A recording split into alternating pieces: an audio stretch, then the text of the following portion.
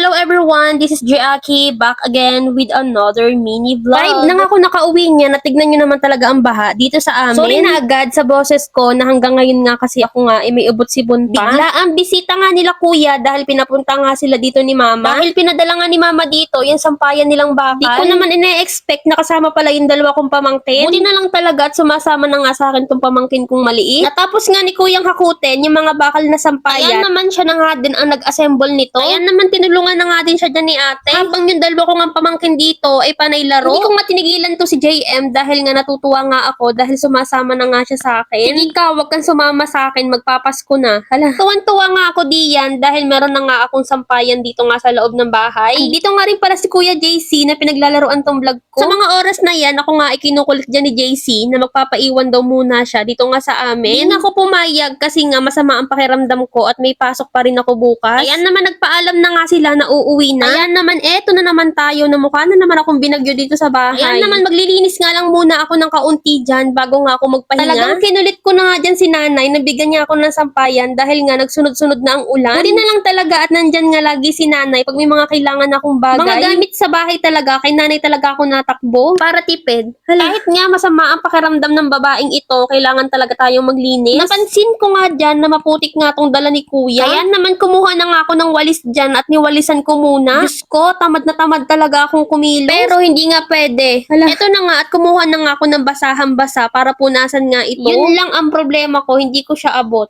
Pero okay lang, carry yan. Ayan naman, pinunasan ko talaga yan ng todong-todo dahil maputik talaga siya. Pati nga pagtuwad ko dyan, kuhang-kuha na. Baka nga mamaya, mabash na naman ako nito. Hala talaga kayo dyan mapagod. Dahil ako, pagod na kakalinis dito.